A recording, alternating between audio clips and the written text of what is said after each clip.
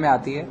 तो उस चेकिंग के दरमियान हमें पता चलता है कि 7 लोग हाई क्वालिटी FICN लेकर ट्रांसपोर्ट कर रहे थे। उनके आगे पूछताछ करने में सामने आता है कि ये जो FICN है, इन लोगों द्वारा चाइना से हाई क्वालिटी पेपर और बाकी का मटेरियल इंपोर्ट कराने में आया था। जो ये हाई क्वालिटी पेपर और मटेरियल है, इसमें कुछ प्री एम्बेडेड सिक्योरिटी फीचर्स पहले से ही मौजूद हैं। बाद में इन लोगों ने जो इंडस्ट्रियल ग्रेड प्रिंटर यूज किया है, उसकी कॉन्फ़िगरेशन के लिए और प्रिंटिंग क्वालिटी हाईएस्ट हो, उसके लिए आरोपियों द्वारा ChatGPT और अन्य AI टूल्स का भी उपयोग करने में आया है। इन 7 आरोपियों की अभी पूछताछ चालू है और आगे पुलिस द्वारा रिमांड मांगने में आएगी और रिमांड के बाद आप सबको आगे की जो भी प्रोग्रेस होगी वो बताने में आएगी। सर, कौन कौन आरोपी पकड़े गए हैं? इसमें कोई योग गुरु बताया जा रहा है, उसका क्या पूछे? इसमें कुल 7 आरोपी मिले हैं, जिसमें मुकेश भाई ठुम्मर, अशोक भाई, रमेश भाई, दिवेश भाई, प्रदीप भाई, एक महिला आरोपी और एक भरत भाई है। इसमें जो प्रदीप महाराज जी हैं, वो एक योग गुरु कहने में आता है। उनके बारे में पुलिस इन्वेस्टिगेट अभी कर रही है। पकड़े गए आरोपियों में मुख्य भूमिका किसकी है? पकड़े गए आरोपियों में मुख्य भूमिका मुकेश ठुम्मर की है। जो अहमदाबाद क्राइम ब्रांच की टीम है, हमारे ACP साहब और इंस्पेक्टर जाडेजा, ये दोनों अभी सतत इन्वेस्टिगेशन में लीन है और आगे की दिशा में काम कर रहे हैं। गुजरात के अलावा अन्य कोई राज्यों में भी ये नकली नोट का इन्होंने किया है?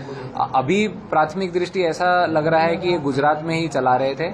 हालांकि जो चाइनीज एजेंट्स हैं, जो चाइनीज पोर्टल्स हैं जहां से ये हाई क्वालिटी पेपर इंपोर्ट करने में आया गया है, उन्होंने किस तरह से कंसील करके छुपा के ये इलीगली इंडिया में घुसाया है, उसके ऊपर इन्वेस्टिगेट करा जा रहा है। और बाकी कोई राज्यों में लिंक्स मिलते हैं तो वो सभी मीडिया के भाइयों को बताने में आएगा। कितने दर की नोट पकड़ी है और कितने नोट पकड़े हैं?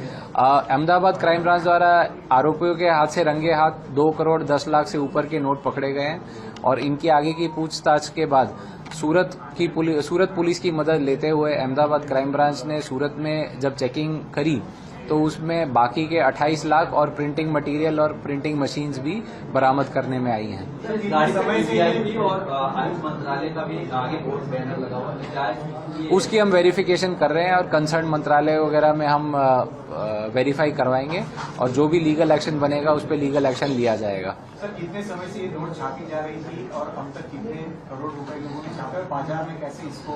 ये पिछले 6 महीने से ये नोट छापने का अटेम्प्ट कर रहे थे।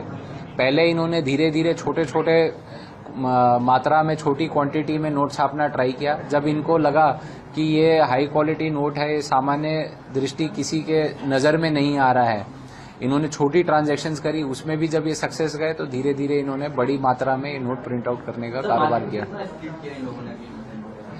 अभी जो जैसा बताया गया कि कुछ किराने की दुकान में भी चला के देखा है, कुछ कैश आइटम्स परचेज करे हों, इस तरह के इन लोगों ने ये नोट्स का यूज किया है।